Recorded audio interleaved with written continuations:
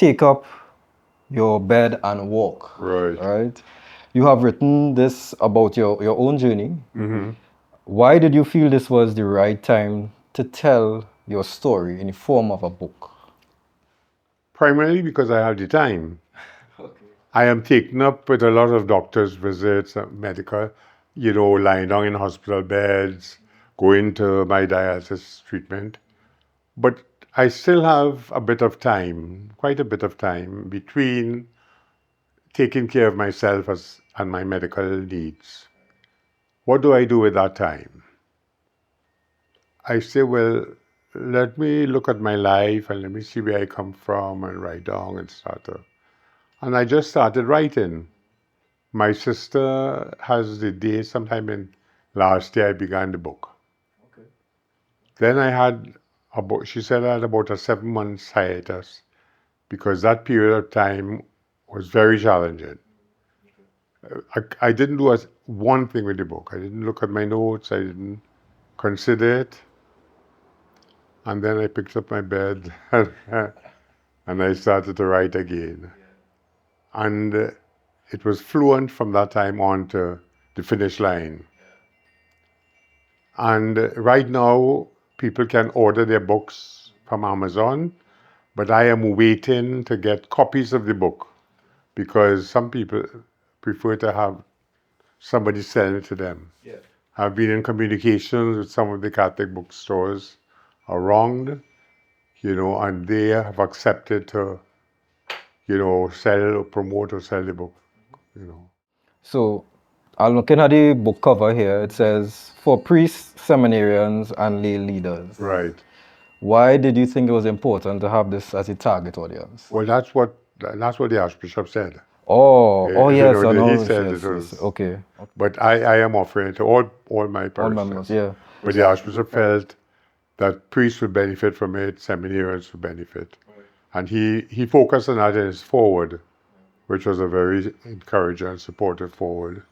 So we just extracted part of his forward as a front. When Monsignor Esau Joseph closed the book with an epilogue maybe. Yes, at the end of the book. And he wrote something, part of which I quoted there at the back cover. So between Monsignor Esau Joseph and Archbishop Jason, They're sharing the my covers. story lies inside of that. Yes, yes. So what do you hope readers will take away after turning the final page and finishing the book? Well, even before they reach the final page, and even if they don't reach the final page, I hope they would have benefited considerably from entering into the journey that I have made, that I'm sharing with all God's people. I think it will be worthwhile indeed for priests, seminarians, and lay leaders, but also for all God's people. And it is my soul and the journey I pour out, I am not a pope, but Pope John Paul's biography, somebody said, the journey of a soul. Now, this book is about what I emptied my soul, what I tried to do as an ordained minister. And any part of the book, if you stop reading, or if you read only sections of the book, you should be nourished to, feel energized and even recommitted to making the church what it really should be. Is there anything more you want to tell me about the title or anything more about the book that you want to I am emphasize? holding up the Sacred Host. Yes, on the cover? On the front cover. Yes. Holding up that host, it was a nice picture, but it's also a meaningful picture because at the consecration, the priest takes the bread and he raises up the bread and it becomes the body of Christ.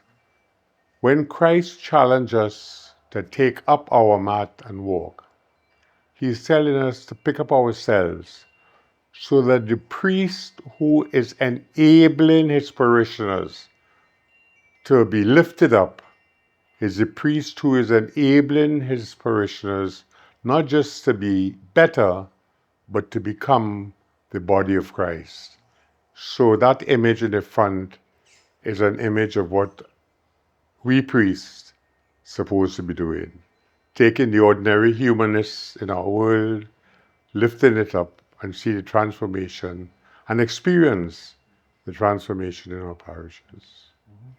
The metanoia. Yeah, they have the word. Yeah. That's it's a word I hold close to me, and I'll be honest, it's one of the things I would say is kind of wrong with the church in Yes. terms of even at the level of the priest, we have men who they don't want to change who they Absolutely, are. absolutely. They're afraid. They are afraid to do that to be Yeah. transformed as the Yeah. bread transforms. Is transformed. It's transformed. Yeah. And that the sacred duty of the priest is in the making the bread, enabling the bread to become the body of Christ. Not by his power, but the priest is the servant. And the priest understanding what is happening at Mass, should become an agent of personal change and community transformation. Yes, I agree. Yeah. That's wonderful.